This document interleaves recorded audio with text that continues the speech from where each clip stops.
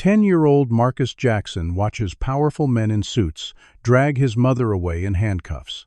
Just minutes ago, he cracked billionaire Richard Preston's supposedly unbreakable safe in 60 seconds flat, winning the $200 million prize. The crowd had cheered. Preston had smiled coldly. Then everything changed. Preston leaned close, whispering accusations about stolen safe codes, threatening Marcus and his mother. Now, staring at Preston's smug face as his mother disappears into a police car, Marcus understands. Winning Preston's challenge wasn't the miracle he thought. It was just the beginning of a nightmare that would forever change their lives. Aisha Jackson had always taught her son to keep his head down and stay invisible when they visited the Preston estate. As head housekeeper for one of America's wealthiest men, she knew the rules well. Be efficient, be invisible, be grateful. This particular Tuesday started like any other, with Aisha bringing Marcus along during summer break because her regular babysitter had called in sick. Alexander Preston was hosting an investor meeting, which meant the service staff needed to be perfectly coordinated. Marcus sat quietly in the kitchen, working on his summer math packet while his mother supervised the catering staff. Preston's voice boomed through the mansion's marble hallways as he led a group of potential investors through the property.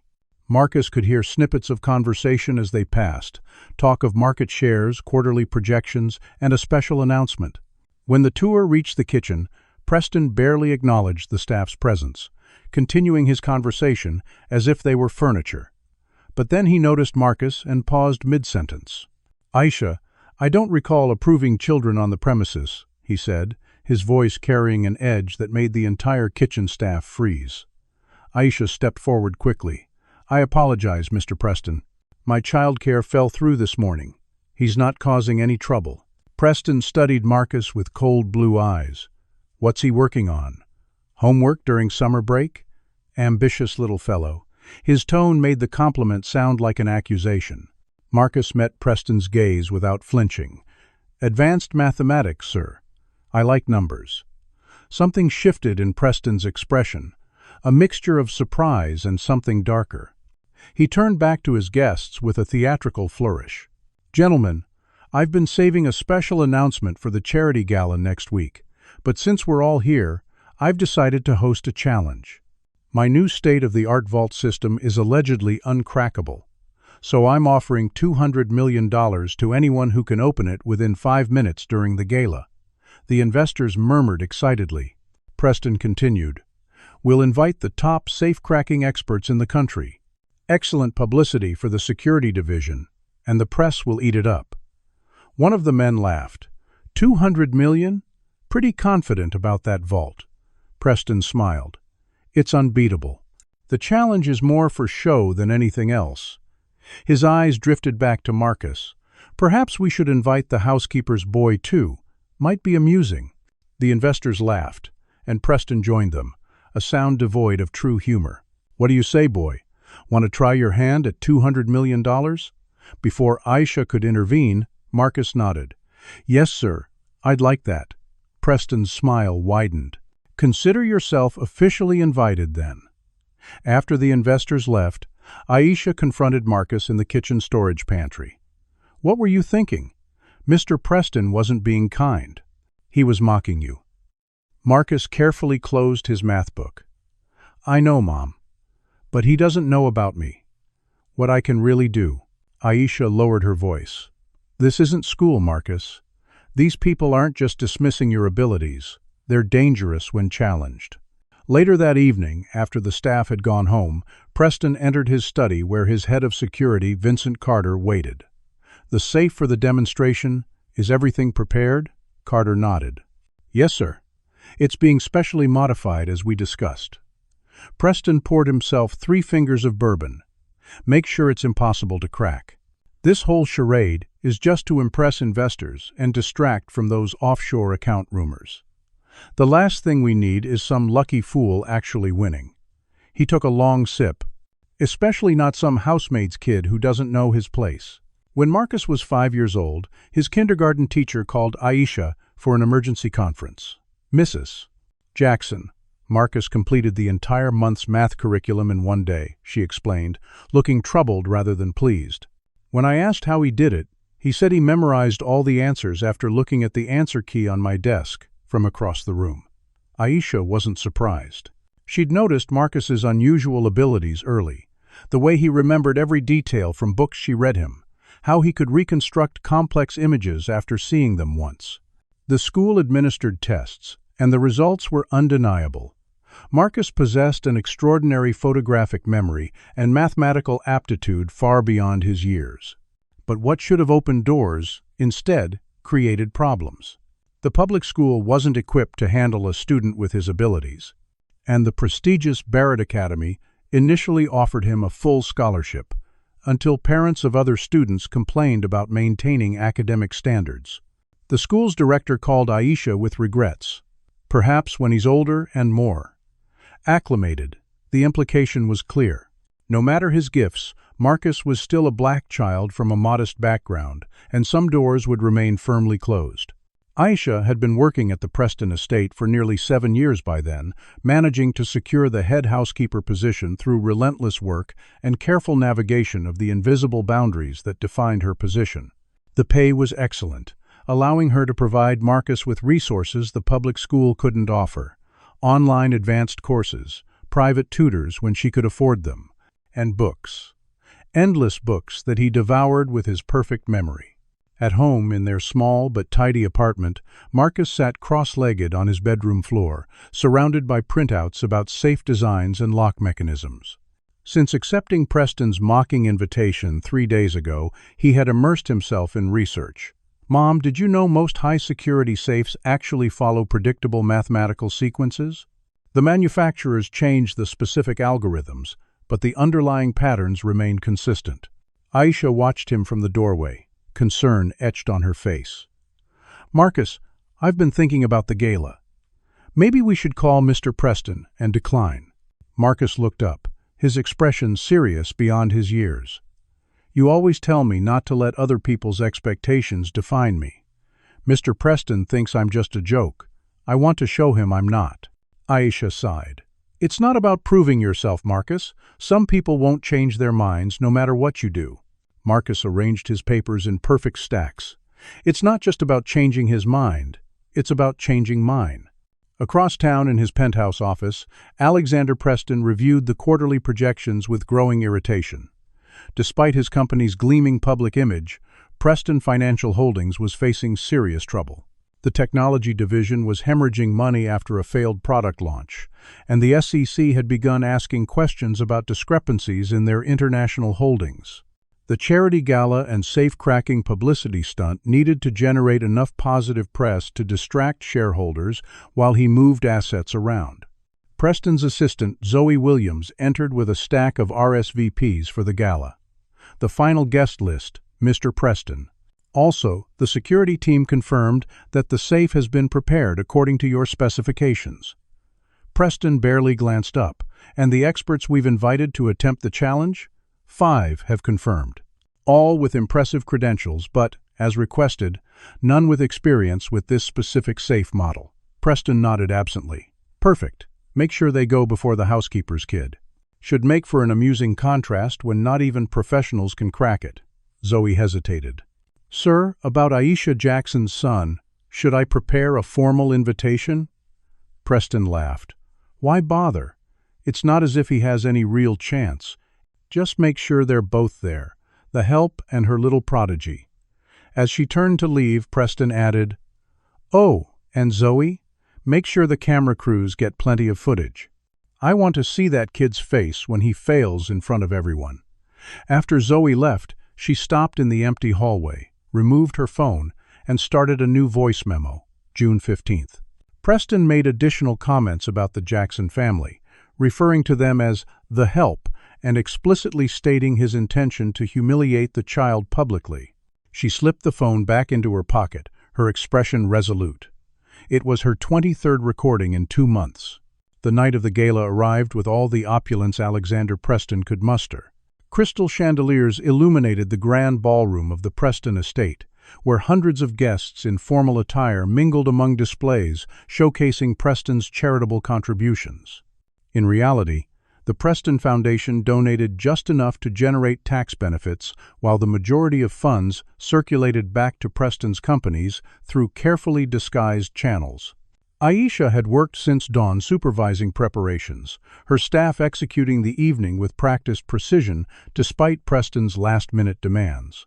Marcus arrived later, wearing the suit Aisha had saved 3 months to purchase. He stood near the service entrance, watching the wealthy attendees, while mentally reviewing everything he had memorized about the safe that would soon be the evening's centerpiece. Aisha approached, adjusting his tie. "You don't have to go through with this," she whispered. "We can still leave." Marcus smiled. "I've got this, Mom. Trust me." Across the room, Preston held court among admirers, occasionally glancing toward the service area with thinly disguised contempt. His business partner, Thomas Keller, leaned close. "Alex, are you sure this safe-cracking stunt is wise? If someone actually succeeds, that's $200 million. Preston sipped his champagne. "No one will succeed. Vincent has made certain of that. The combination changes every 30 seconds through an internal algorithm. It would take quantum computing to break it." Keller frowned. "Still, it's an unnecessary risk when we're already dealing with the SEC inquiries." "The SEC inquiries are precisely why we need this," Preston hissed.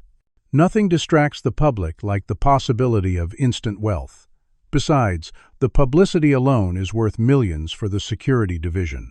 At precisely 9 o'clock, Preston took center stage. The crowd quieted as spotlights illuminated a gleaming silver safe positioned on a raised platform. "Ladies and gentlemen, welcome to the event of the season." Preston's voice boomed through the professional sound system. "Tonight, we make history with a challenge never before attempted. Inside this state-of-the-art vault system, developed by Preston Financial Holdings Security Division, I've placed a certified check for $200 million. The crowd gasped appreciatively. Preston continued. "The safe is programmed with our proprietary quantum encryption. Anyone who can open it within 5 minutes takes home the prize. We've invited some of the world's foremost security experts to attempt the impossible." As Preston explained the rules, Marcus studied the safe from his position near the back of the room. Even at this distance, his eyes captured every detail. The manufacturer's subtle logo nearly hidden in the brushed metal, the specific model number, the pattern of the keypad. Zoe Williams appeared beside him. "He's quite the showman, isn't he?" she said quietly. Marcus nodded, not taking his eyes off the safe. Zoe leaned closer. "That safe is a Preston Tech Quantum Series 8. Cutting edge, but every system has its weakness."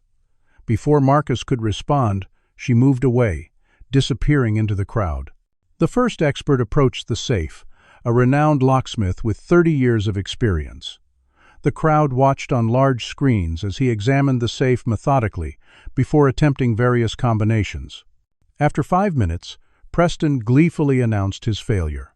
The next 3 experts fared no better, each approaching the challenge differently but meeting the same result. With each failure, Preston's commentary grew more smug.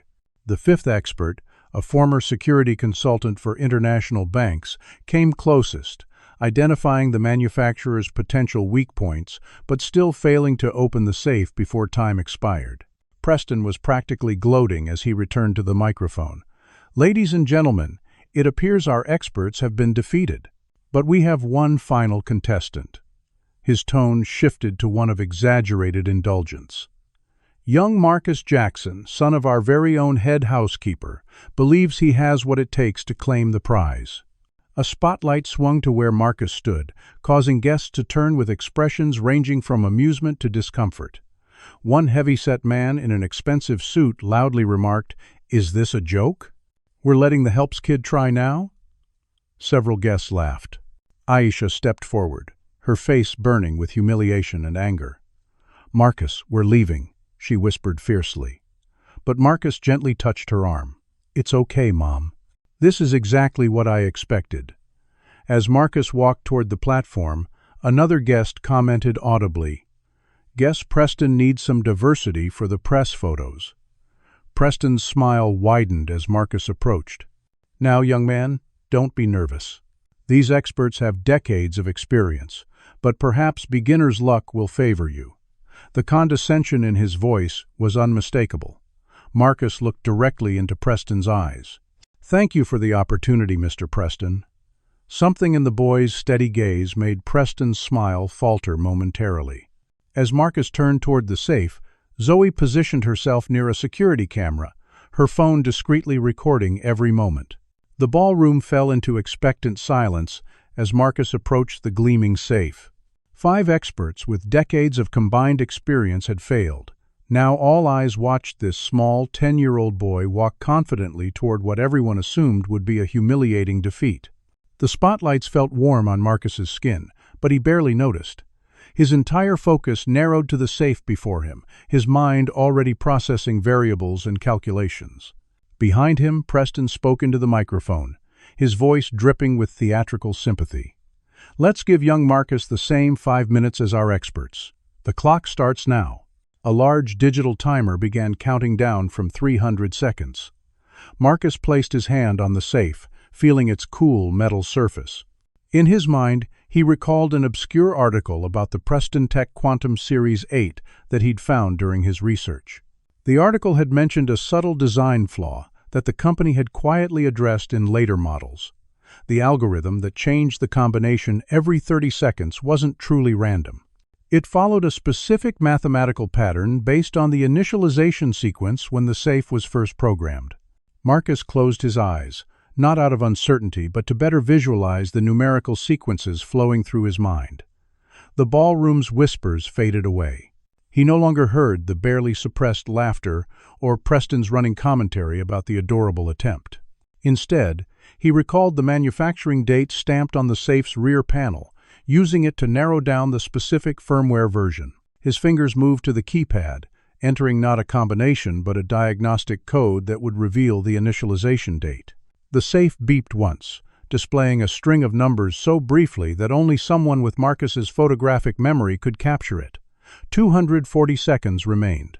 Marcus's fingers began dancing across the keypad, entering a sequence of 32 digits that represented not a combination but a mathematical formula. He was essentially speaking directly to the safe's programming, using its own language to request information it wasn't supposed to reveal. The crowd grew quieter as they watched the boy's methodical approach. Preston's running commentary faltered as he noticed Marcus wasn't randomly trying combinations, but working through what appeared to be a deliberate process. Vincent Carter, Preston's head of security, moved closer to the stage, his expression shifting from amusement to concern. 180 seconds remained. Marcus entered another sequence, and the safe's display flashed briefly. He nodded slightly, confirming what he'd suspected. The safe wasn't truly changing its combination randomly. It was following a predictable pattern that could be calculated if you understood the underlying mathematics.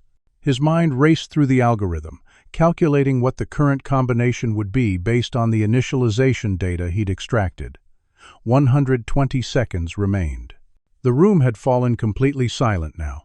Even Preston had stopped talking, watching with increasing discomfort as Marcus worked with quiet determination. Somewhere in the crowd, Aisha held her breath, recognizing the look of absolute concentration on her son's face, the same expression he wore when solving complex mathematical problems that should have been far beyond his years. 60 seconds remained. Marcus began entering the final sequence, a 20-digit combination that represented the current key according to his calculations. His fingers moved with absolute precision, each digit deliberately entered. Preston stepped closer, his confident smile now completely gone, replaced by a look of growing alarm. The timer showed 30 seconds remaining when Marcus entered the final digit. For one heartbeat, nothing happened. Then came a series of soft clicks as internal mechanisms disengaged. The safe's handle turned smoothly under Marcus's hand, and the heavy door swung open. The digital timer froze at 27 seconds. For one moment, the entire ballroom remained in stunned silence. Then applause erupted, hesitant at first, then building to thunderous levels as guests realized they had witnessed something extraordinary. Marcus stood quietly beside the open safe, where a ceremonial check for $200 million was clearly visible. Camera flashes exploded throughout the room. Journalists rushed forward, already forming headlines about the child prodigy who had defeated the unbeatable safe. Aisha pushed through the crowd toward her son, her face a mixture of pride and apprehension. Marcus turned toward Preston, expecting to see defeat in the billionaire's eyes. Instead, he found something far more dangerous: calculation. Preston stepped forward, his public smile firmly back in place, as he placed a hand on Marcus's shoulder for the cameras. But he leaned down, whispering words only Marcus could hear. Impressive performance. Tell me, who gave you the codes? One of my employees, perhaps? Your mother? Marcus stared back in confusion. Nobody gave me anything. I solved it. Preston's grip tightened painfully on his shoulder. Don't lie to me, boy. That safe was designed to be uncrackable. Before Marcus could respond, Preston straightened and addressed the crowd. Ladies and gentlemen, what an astonishing turn of events. It seems we might have a prodigy in our midst. His voice carried just the right note of pleased surprise, but his eyes remained cold. As cameras continued to flash, Marcus saw Preston signal to Vincent Carter, who immediately spoke into his radio. Within moments, security personnel began moving through the room, ushering journalists back and creating space around the platform. Aisha finally reached Marcus, pulling him into a protective embrace. You did it, she whispered, but her voice carried worry rather than celebration. Marcus nodded, his eyes still on Preston, who was now engaged in an intense conversation with Carter and another man who had shown a badge. Whatever the miraculous moment had been, Marcus suddenly understood it was already over. Something else entirely had begun. Absolutely not. My son didn't steal anything. Aisha's voice echoed in the small conference room where Preston's security team had escorted them after clearing the ballroom of guests. The charity gala continued in other parts of the mansion, but the safe-cracking challenge had been abruptly concluded. Alexander Preston sat across the polished table, his expression a practiced mask of regretful concern. Beside him, Vincent Carter maintained a professional demeanor, while two uniformed police officers stood near the door. Mrs. Jackson, I understand this is upsetting, Preston said, but the evidence is clear. The safe security logs show unauthorized access to restricted codes earlier this week. The timing coincides perfectly with when your son was here. He turned to Marcus. I'm not angry. In fact, I'm impressed with your ingenuity. But stealing proprietary security codes is a serious offense. Marcus shook his head. I didn't steal anything. I solved the mathematical algorithm based on the safe's initialization sequence. Preston smiled condescendingly. A 10-year-old boy cracked an encryption algorithm that our top engineers spent years developing? Please, we both know that's impossible. One of the officers stepped forward. Detective James Rivera, according to his badge. Mr. Preston, you're certain about these allegations? Preston nodded gravely. Unfortunately, yes. Our security logs don't lie. Someone accessed the safe's programming data from a terminal in my private study on Tuesday. The only unauthorized person in that wing of the house that day was the boy. Aisha stood up, fury in her eyes. I've worked for you for 7 years without a single complaint. My son has an exceptional gift. Instead of recognizing that, you're accusing him of being a thief. Preston's expression hardened. 7 years, during which you had access to my most private spaces. Perhaps this isn't the first time you've abused that trust. Detective Rivera studied both Preston and the Jacksons carefully. Mrs. Jackson, given the seriousness of these allegations, and Mr. Preston's evidence, we need to continue this conversation at the station. Aisha's hand tightened around Marcus's. You're arresting me? Based on his word alone? We're bringing you in for questioning, Rivera clarified, though his tone suggested the distinction was minimal. Your son can accompany us, or if there's someone who can take custody temporarily. There's no one, Aisha said quietly. His father isn't in the picture, and my family is in Georgia. Preston interjected smoothly. Detective, perhaps we can arrange something less traumatic for the boy. After all, he's just a child who made a mistake. The calculated sympathy in his voice made Marcus's skin crawl. Before Aisha could protest further, the conference room door opened, and Zoe Williams entered with a stack of documents. Mr. Preston, I've brought the security logs you requested. Her eyes briefly met Marcus's, conveying a message he couldn't quite interpret. Preston waved her in. "Excellent timing, Zoe. Please explain to Detective Rivera what our systems recorded." As Zoe placed the documents on the table, she discreetly slipped a business card into Marcus's hand. "The logs confirm unauthorized access at 2:17 p.m. on Tuesday," she stated professionally. "The terminal in your study was used to view the safe's technical specifications." Detective Rivera reviewed the printouts. "And you're certain it was the boy?" "The security cameras in that wing were temporarily offline for maintenance," Zoe replied. "But Mr. Preston's calendar confirms he was conducting a property tour with investors at that time, which passed through areas where Marcus was seen." Marcus opened his mouth to protest, but Aisha squeezed his hand in warning. Preston leaned back, his position seemingly unassailable. "I take no pleasure in this, Detective. I invited the boy in good faith. Had he won legitimately, I would have been delighted to award the prize. But industrial espionage cannot be tolerated, even from a child." Rivera nodded. "Mrs. Jackson, please come with us. Your son can wait here with Miss Williams until we determine next steps." As one officer began reading Aisha her rights, Marcus stood up. "This is wrong. I didn't steal anything." Aisha knelt before her son, eyes fierce despite her fear. "Marcus, listen to me. Stay calm. I'll be back soon. This is all a mistake that will get sorted out." As the officers led Aisha toward the door, Preston approached Marcus. "Such a shame," he said quietly. "A bright boy like you could have had a promising future." Marcus glared back. "Why are you doing this? You know I didn't steal anything." Preston's voice dropped to a whisper.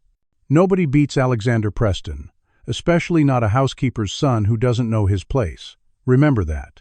After everyone had left except Zoe, Marcus unfolded the business card she had slipped him.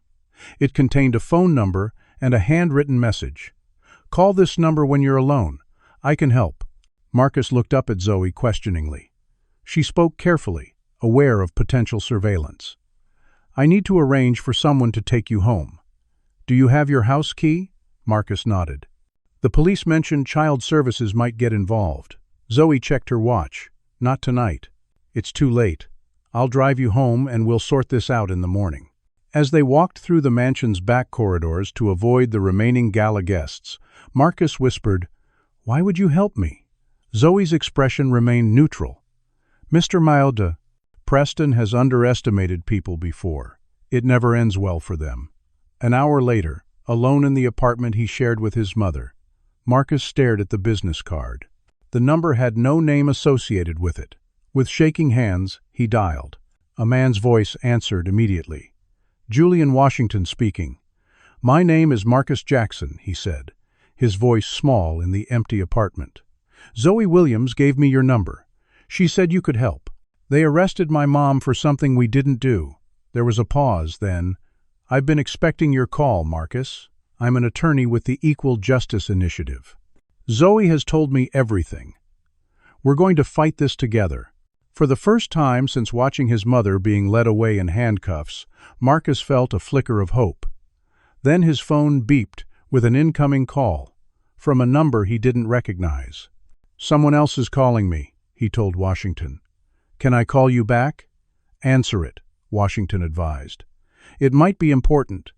Marcus switched calls. "Hello?" Alexander Preston's voice slithered through the connection. "Hello, Marcus. I trust you're settled at home? I wanted to discuss a proposition that might help your mother's situation." Marcus felt ice forming in his stomach. "What kind of proposition?" Preston chuckled. "Simple. Sign a statement confessing that you accessed my private computer and stole the safe codes. In exchange, I'll drop all charges against your mother. You're a minor, so the consequences for you will be minimal." The implication was clear: refuse, and Aisha would face the full force of Preston's influence and resources. "Why are you doing this?" Marcus asked, struggling to keep his voice steady. "You know we didn't do anything wrong."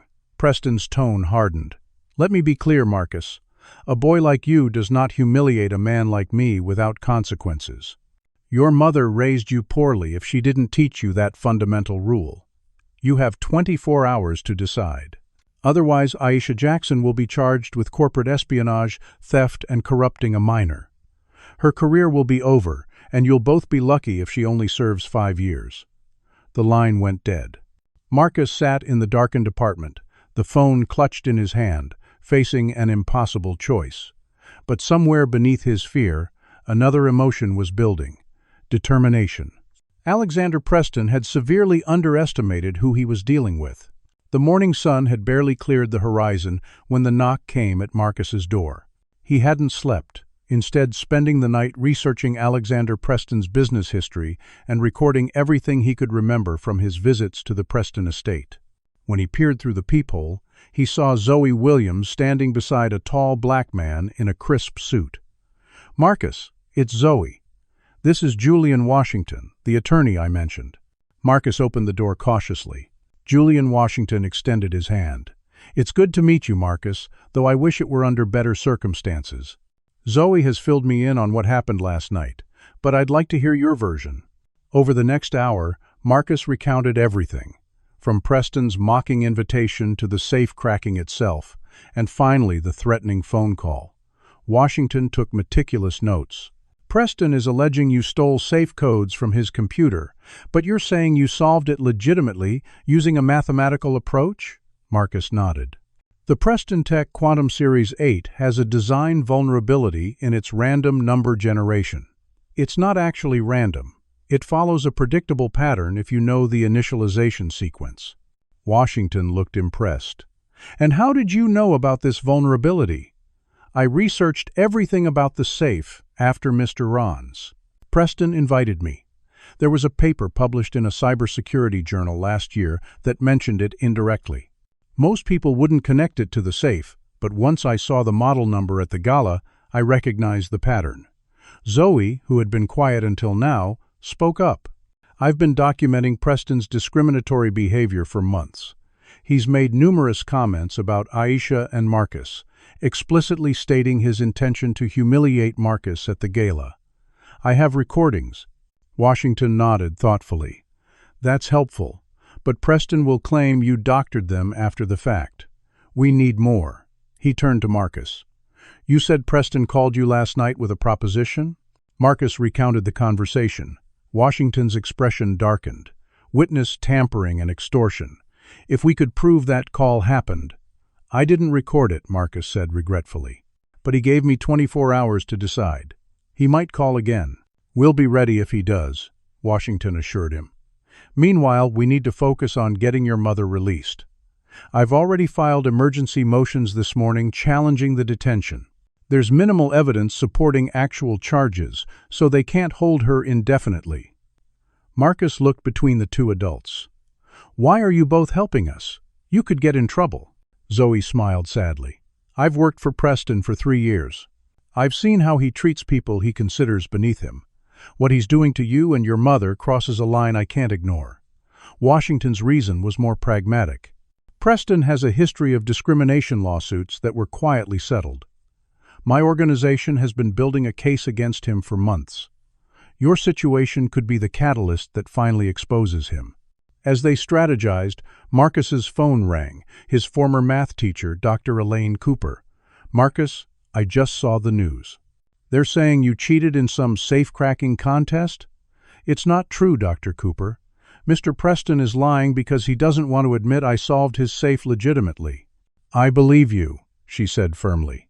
"I've seen what your mind can do. How can I help?" Washington took the phone. "Dr. Cooper? I'm Julian Washington, the Jackson family's attorney. Would you be willing to provide documentation of Marcus's exceptional mathematical abilities and memory?" "Absolutely. I've maintained records of his testing and performance. His photographic memory and mathematical aptitude are off the charts, literally. The standardized tests couldn't properly measure him." By noon, their makeshift headquarters in the Jacksons' apartment had expanded to include Dr. Cooper and 2 paralegals from Washington's office. News about the previous night's events had spread across social media, with video clips of Marcus opening the safe going viral. Public opinion was divided, some praising the boy genius, others accepting Preston's version that the contest had been compromised. At 1 o'clock, Detective Rivera arrived. Marcus tensed, but the detective's demeanor was professional rather than threatening. "I'd like to speak with Marcus alone," he requested. Washington intervened. "As his temporary legal guardian, I'll need to be present for any questioning." Rivera nodded. "That's acceptable." Once they were seated in the kitchen, Rivera spoke directly to Marcus. "I've been reviewing the evidence in your mother's case, and some things aren't adding up. The security logs show the safe's technical specifications were accessed, but there's no evidence showing what was done with that information. No downloads, no prints, no emails." Marcus leaned forward. "Because we didn't access anything. I've never been in Mr. Preston's private study." Rivera studied him carefully. "Preston's security chief provided surveillance footage showing you near that wing of the house during the investor tour. Near it, maybe, because I was looking for my mom, but I never went inside any office." Washington interjected. "Detective, my client is a 10-year-old boy with an exceptional mathematical gift and photographic memory. Is it more plausible that he cracked a complex safe using his abilities, or that he somehow obtained proprietary codes that would be meaningless to most adults, let alone a child?" Rivera didn't answer directly. "Instead," he asked Marcus, "can you explain to me exactly how you opened the safe?"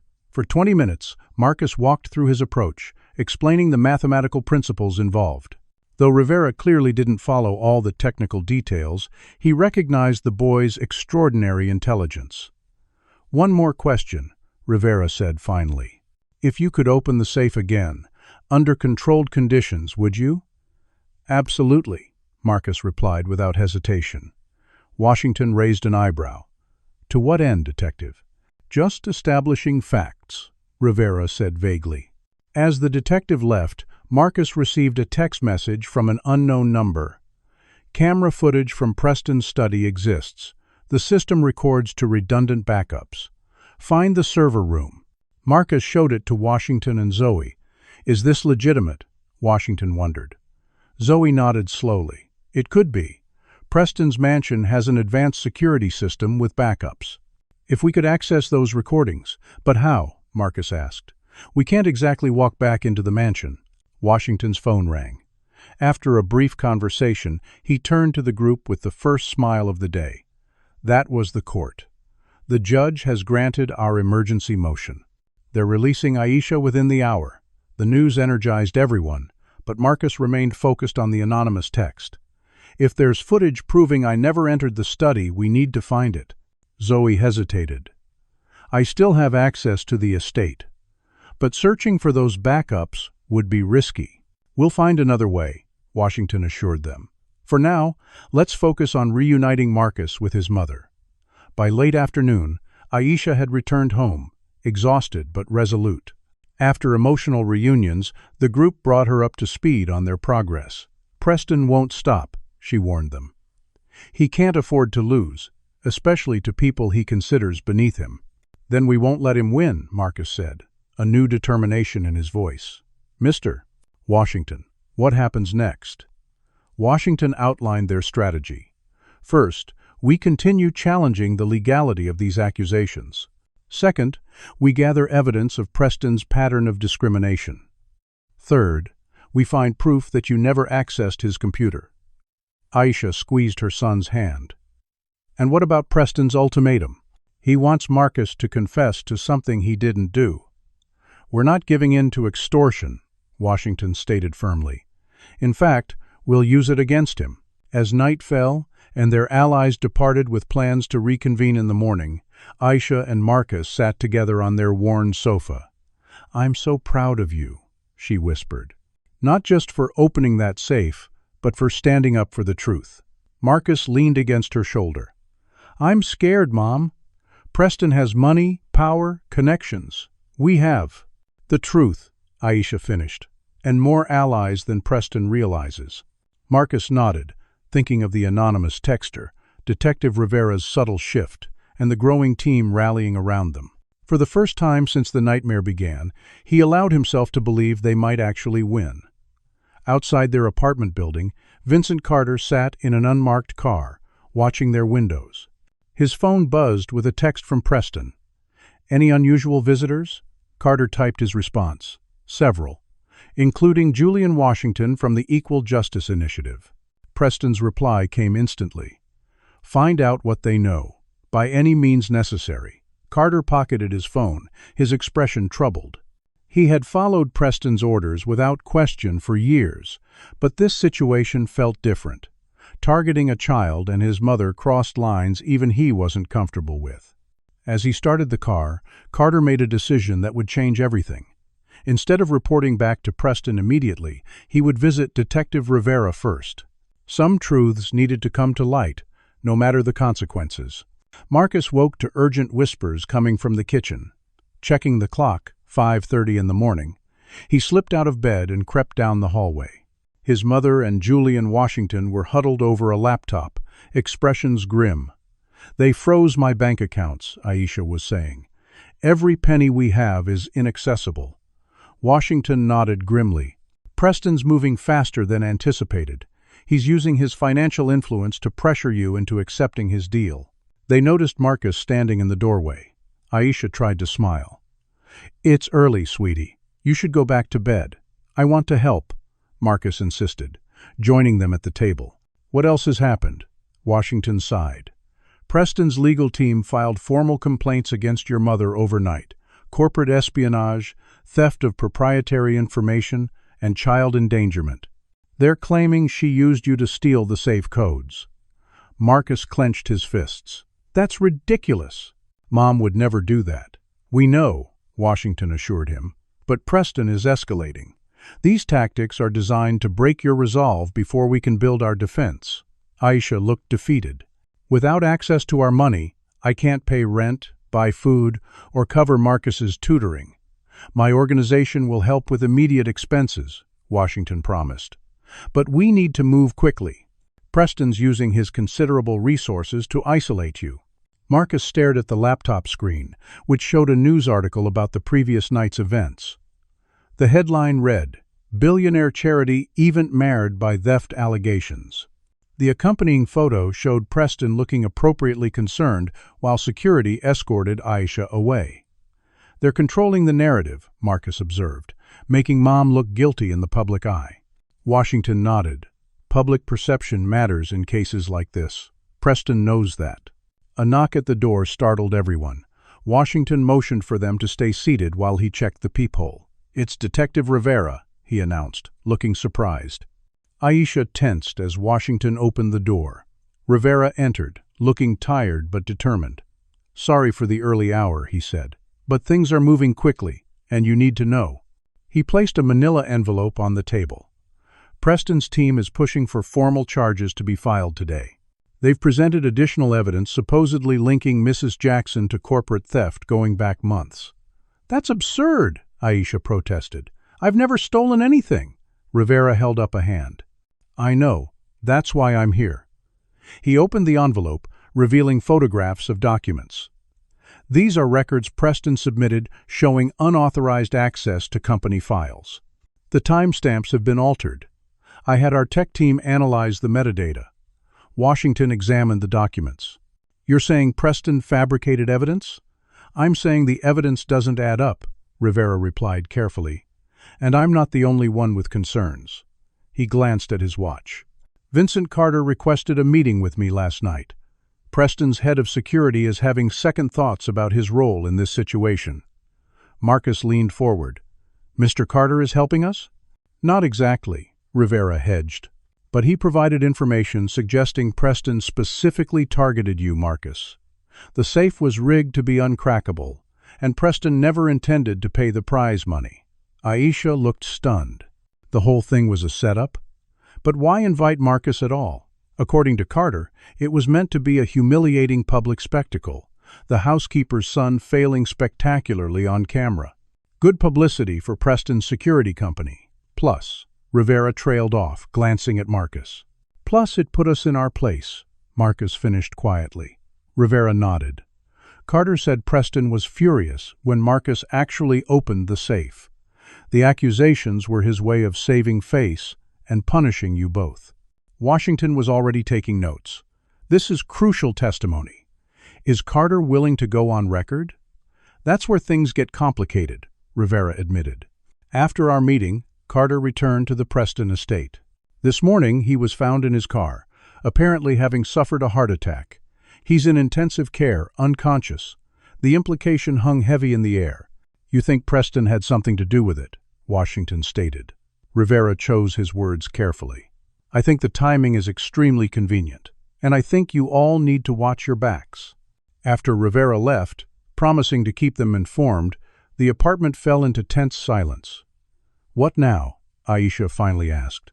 Carter was our best hope for insider testimony. Washington remained focused. "We still have Zoe's recordings and Dr. Cooper's documentation of Marcus's abilities. And Marcus himself, his explanation of how he cracked the safe is our strongest evidence." Marcus had been quiet, processing everything. Now he looked up. "We need to access the backup security footage from the estate. If we can prove I never entered Preston's study, his whole case falls apart." "But how?" Aisha asked. "We can't exactly walk in and ask for it." Marcus pulled out his phone, showing them the anonymous text about the server room. "Someone inside is trying to help us. I think it's Zoe." As if on cue, Zoe called Washington's phone. Her voice was hushed and urgent. "Preston's called an emergency board meeting. He's moving assets offshore and preparing to leave the country. I think he knows his position is weakening." "Can you access the security server?" Washington asked. "Not directly. It's in a restricted area. But," she hesitated, "there's a maintenance access scheduled this afternoon. I could create a distraction." Marcus's perfect memory suddenly offered a solution. The third-floor east wing has a maintenance panel that connects to the main server room. I saw it during one of my visits with Mom. The technicians use it to access the system without going through the main security doors. Zoe sounded impressed. That could work. "But we'd need someone who knows the system. Send me the technical specs," Marcus requested. "I can memorize them." Washington interrupted. "This is too dangerous. Breaking into Preston's estate could undermine our legal case."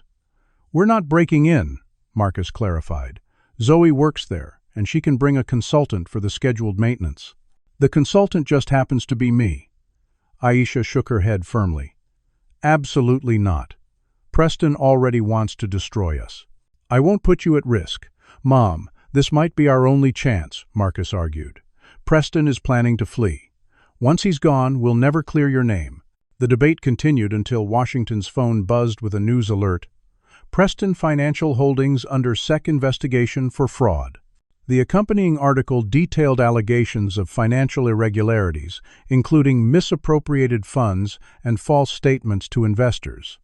"This changes everything," Washington realized.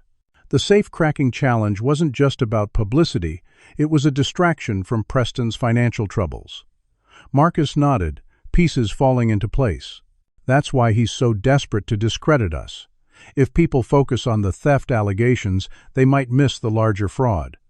Washington made a decision. "We need that security footage. Not just for your case, but to understand what Preston might be hiding." They spent hours developing a plan. Dr. Cooper would create credentials identifying Marcus as her research assistant specializing in advanced security systems. Zoe would schedule them as consultants during the maintenance window. Washington would prepare legal documents in case they were challenged. By early afternoon, Marcus sat in Washington's car outside the Preston estate, dressed in a consultant's outfit complete with ID badge. Zoe had texted confirmation that Preston was still in his board meeting. "Remember," Washington instructed, "your only goal is to access the backup footage showing you never entered Preston's study. Don't take risks." Marcus nodded, heart pounding as he approached the service entrance where Zoe waited. She greeted him professionally, loud enough for nearby security to hear. "Dr. Cooper's assistant, I presume?" "We're running diagnostics on the East Wing system." The guard barely glanced at Marcus's credentials before waving them through. As they walked through the mansion's service corridors, Zoe whispered, "Preston's getting desperate. He's ordered his team to delete security archives from the day you supposedly accessed his computer. Can they do that without leaving traces?" "No, which is why they haven't done it yet. The system creates redundant backups. Deleting everything would actually raise red flags." They reached the maintenance panel Marcus had remembered. Zoe entered her credentials, then stepped aside. "I'll keep watch. You have 15 minutes before the regular security sweep." Marcus slipped into the narrow access corridor, using the flashlight app on his phone. The server equipment hummed around him as he located the backup system. Using the instructions Zoe had provided, he navigated through the security protocols, searching for footage from the day in question. His perfect memory allowed him to work quickly, memorizing file structures and access paths. Finally, he located the archive he needed: continuous footage from Preston's study on the day he supposedly stole the safe codes. He plugged in the encrypted flash drive Washington had provided, copying the files. While waiting for the transfer to complete, Marcus noticed another folder labeled Offshore Transfers. Curious, he opened it, finding documentation of financial transactions moving massive sums to accounts in countries with strict banking privacy laws. The flash drive beeped, indicating the security footage transfer was complete. Marcus hesitated, then quickly copied the financial documents as well. Just as he finished, Zoe's urgent whisper came through his earpiece. "Security's coming. Get out now." Marcus disconnected the drive and retraced his steps. He had just closed the maintenance panel when footsteps approached. Zoe immediately engaged him in loud technical conversation, and that concludes our diagnostic of the East Wing system. Everything appears to be functioning normally. The security guard rounded the corner, eyeing them suspiciously. "Miss Williams, we weren't informed of maintenance in this section today." Zoe smiled professionally. "Last-minute request from Mr. Preston himself. The board meeting required additional network capacity." The guard seemed unconvinced but nodded. "Next time, ensure proper protocols are followed." Once they reached the service exit, Marcus finally exhaled. "We did it." Zoe nodded tensely. "Now get that footage to Washington immediately. And Marcus, whatever else you found, be careful. Preston's network runs deeper than you know." As Marcus returned to Washington's waiting car, he clutched the flash drive containing not just their salvation, but potentially the evidence of crimes far beyond what they had imagined. For the first time, he understood they weren't just fighting for their reputation, they were exposing a corruption that reached into the highest levels of power. The courtroom fell silent as Marcus took the witness stand. 3 days had passed since his covert mission to retrieve the security footage, days filled with frantic preparation and increasing pressure from Preston's team. The emergency hearing had been granted after Washington presented evidence of witness tampering and fabricated evidence. Judge Eleanor Watkins, known for her no-nonsense approach, studied the 10-year-old boy as he was sworn in. "Please state your name, for the record," the court clerk instructed. "Marcus Alexander Jackson." Marcus's voice was clear despite his nervousness. From the gallery, Aisha gave him an encouraging nod.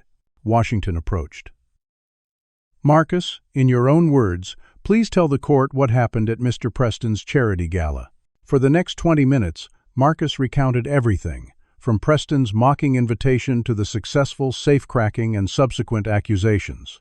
His perfect memory allowed him to provide precise details that impressed even the court reporter. Preston sat at the defense table, his expression carefully neutral, though his attorney looked increasingly concerned. When Marcus described how he solved the safe's algorithm, Washington introduced Dr. Cooper's testimony documenting his exceptional abilities. "And at any point before the gala, did you enter Mr. Preston's private study or access information about the safe?" Washington asked. "No, sir. I never went into his study. I've only been in the public areas of the house when accompanying my mother." Preston's attorney, James Hoffman, stood for cross-examination. His strategy was immediately apparent. Discredit the child through condescension and technical questions. "Marcus, you expect this court to believe that a 10-year-old boy with no formal training in cryptography managed to crack a state-of-the-art security system designed by experts with advanced degrees?" Marcus met his gaze steadily. "Yes, sir. The Preston Tech Quantum Series 8 has a design vulnerability in its random number generation algorithm. It's documented in cybersecurity literature." Hoffman looked surprised at the confident response. "And where exactly would a child access such specialized literature?" The Journal of Applied Cryptography published an analysis last year. I accessed it through my school's database subscription. Dr. Cooper had provided documentation confirming Marcus's access to these resources. Hoffman changed tactics. Isn't it more likely that your mother, who had access to Mr. Preston's private areas as head housekeeper, obtained the safe codes and passed them to you? Marcus shook his head. No, sir. And the security footage proves I never entered Mr. Preston's study. This was the moment they had been waiting for. Washington introduced the footage recovered from Preston's security system, showing the entire day in question. The time-stamped video clearly showed Preston's study remained unoccupied, except by Preston himself and authorized personnel. Marcus appeared briefly in a hallway, looking for his mother, but never approached the study door. Preston leaned urgently toward his attorney as the footage played. Judge Watkins noticed. Mr. Hoffman, does your client wish to address the court? Hoffman conferred briefly with Preston before responding. Your Honor, we question the authenticity of this footage. It could have been tampered with. Washington was prepared. The footage was authenticated by forensic experts, Your Honor. Furthermore, we have testimony from Zoe Williams, Mr. Preston's executive assistant. Zoe took the stand next, explaining her role in documenting Preston's discriminatory behavior. She played several recordings of Preston making explicit statements about his intentions regarding Marcus and the safe-cracking challenge. He specifically stated that the challenge was designed to be impossible to win, Zoe testified. When I asked what would happen if someone succeeded, he said, "No one will. I've made certain of that." Preston's face darkened as his own words played through the courtroom. Hoffman objected. Your Honor, these recordings were made without my client's consent. They're inadmissible, miss. Williams was party to these conversations, Washington countered. Single-party consent is legal in this jurisdiction. Judge Watkins overruled the objection. The momentum shifted further when Detective Rivera testified about inconsistencies in the evidence Preston had provided to police. The timestamps on the security logs appeared to have been altered, Rivera stated. And Vincent Carter, before his unfortunate medical emergency, provided information suggesting Mr. Preston fabricated the theft allegations after Marcus Jackson successfully opened the safe. Preston's composure finally cracked. This is absurd, he exclaimed, rising from his seat. I'm being set up by my own employees and a housemaid's brat. Judge Watkins banged her gavel. Mr. Preston, control yourself, or I'll hold you in contempt.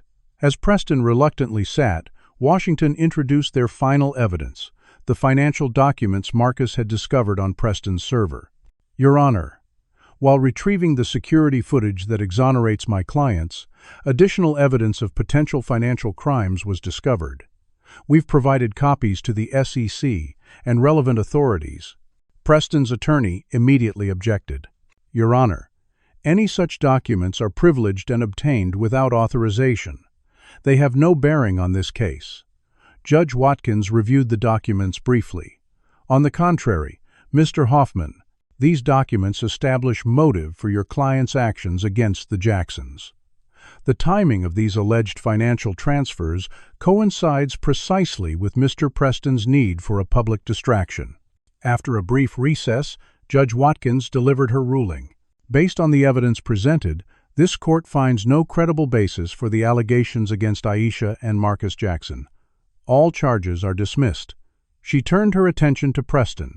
Furthermore, this court is referring this matter for investigation of potential perjury, evidence tampering, and witness intimidation by Alexander Preston. As Preston's face contorted with fury, Washington addressed the court. Your Honor, given Mr. Preston's actions, my clients will be filing a civil suit for defamation, emotional distress, and punitive damages. The gallery erupted in murmurs as Preston was escorted out by his attorneys. Outside the courthouse, reporters swarmed the Jacksons. Washington handled most questions while Marcus and Aisha embraced, finally free from Preston's accusations. But their celebration was tempered by knowledge of the challenges ahead. Preston still commanded vast resources and influence. The civil suit would be a lengthy battle. And somewhere in the mansion's security footage, Marcus suspected there might be even more damning evidence of Preston's crimes. That evening, as Marcus and Aisha returned to their apartment, they found an envelope taped to their door. Inside was a USB drive and an unsigned note. More evidence. Preston's empire is built on sand. Keep digging. Marcus turned the drive over in his hands, recognizing it as similar to those used at the Preston estate. "Mom, I think our fight is just beginning." Aisha nodded, a new determination in her eyes. "Then we keep fighting, together." As they entered their apartment, Marcus's phone buzzed with a news alert. Preston Financial Holdings. Shares plummet amid fraud allegations. The first cracks in Preston's facade were appearing. But the most significant revelation was yet to come, one that would transform their personal victory into something far more profound. 1 year later, Marcus adjusted his tie as he prepared to enter the imposing government building. At 11 years old, he had grown taller, but it was the confidence in his bearing that showed the greatest change.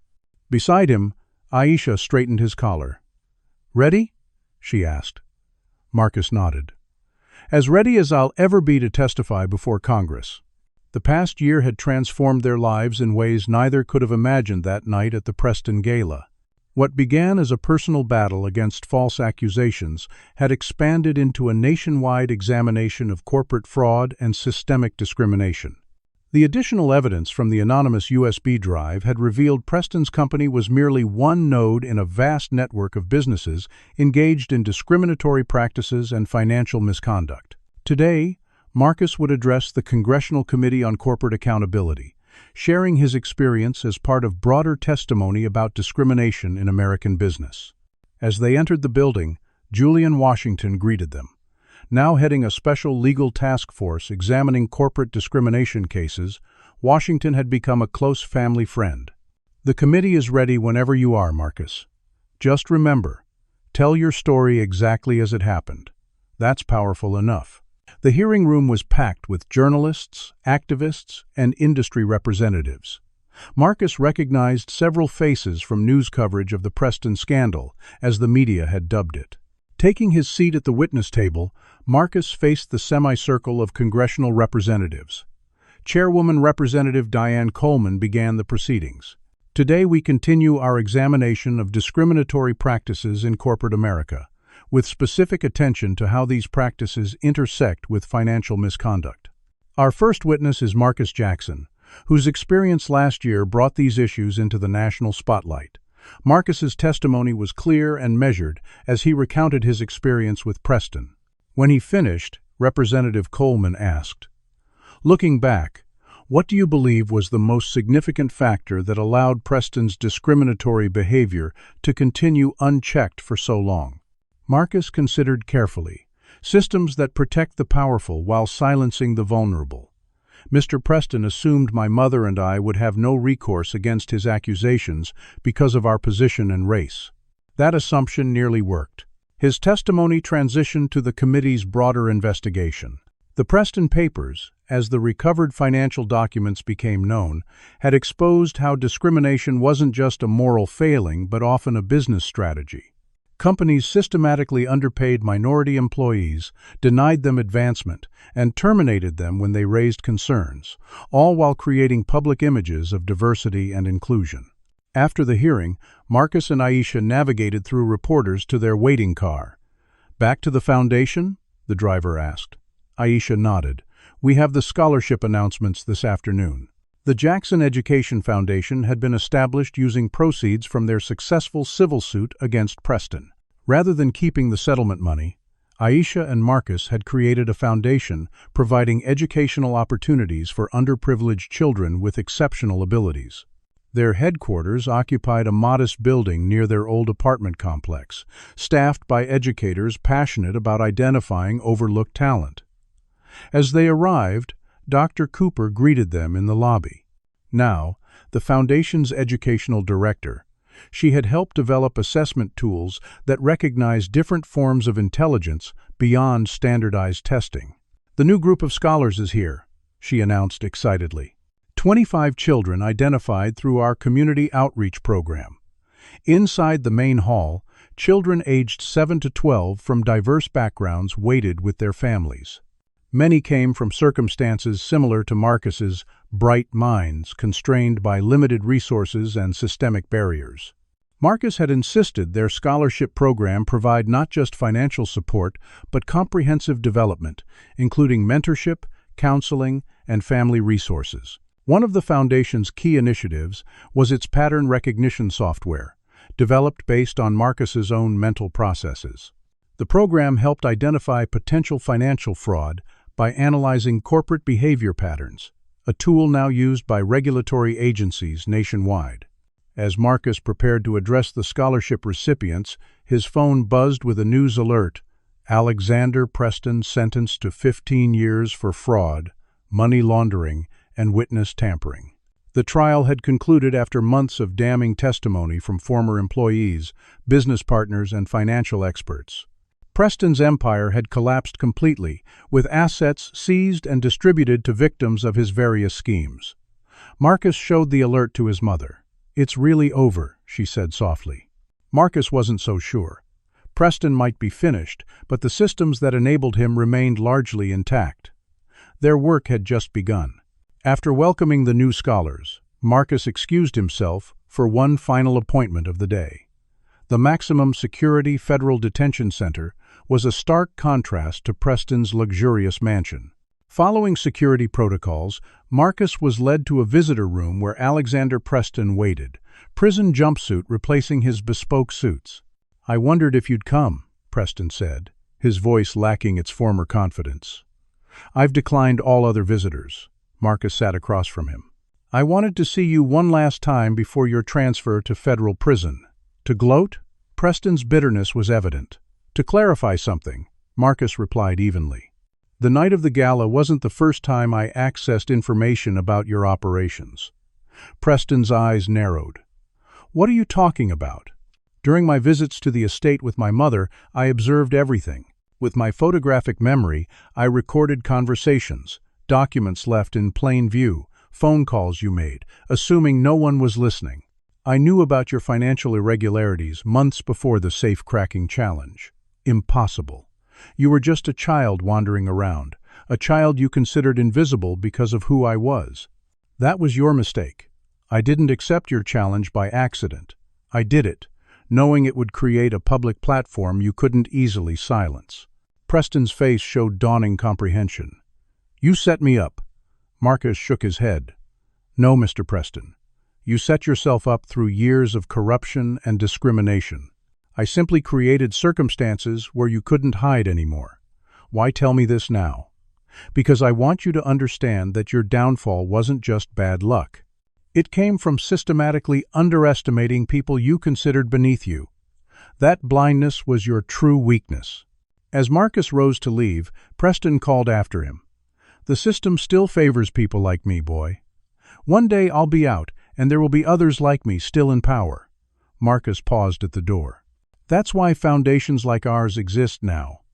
Every year, we'll identify hundreds more children with gifts like mine, children you would have overlooked or discarded. And they'll grow up prepared to recognize men like you."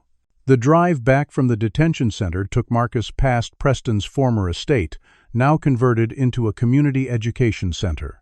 Children from across the city, particularly from underserved neighborhoods, came for advanced classes, mentorship, and support.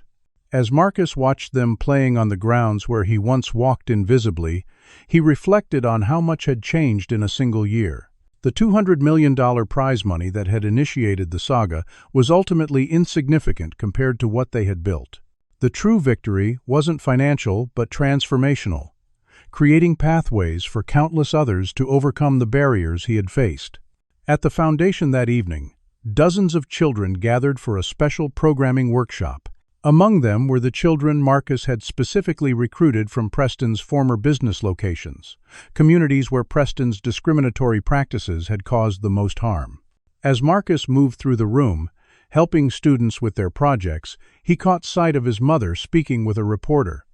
"No, the money was never the point," Aisha was saying.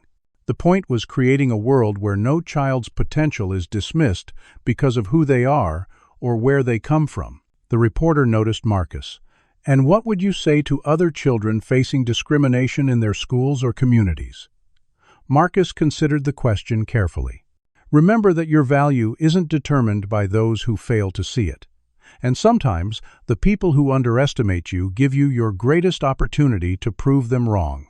As the workshop concluded, the students and families gathered outside where a newly installed digital countdown clock had been unveiled. "What's that counting down to?" one child asked. Marcus smiled. 60 seconds, the time it takes to change everything. The clock would reset every minute, a perpetual reminder that transformation could happen in less time than anyone might expect. Each reset represented another child finding their voice, another barrier broken, another future reclaimed. That night, as Marcus looked out from the foundation's rooftop at the city lights, he thought about Preston's words at the prison. The system did still favor the powerful. But systems could change when enough people recognized their flaws and worked together to rebuild them. The 60 seconds he spent opening Preston's safe had initiated that change. What might the next 60 seconds bring? Have you ever faced a situation where someone underestimated you because of who you are? Did you prove them wrong? Share your story in the comments below. If this story of courage against discrimination resonated with you, please like, subscribe, and share to help others find inspiration in standing up against injustice. Thank you for joining me in this journey of transformation and justice, where sometimes the greatest victories come from the moments others expect us to fail. Remember, sometimes all it takes is 60 seconds to change everything.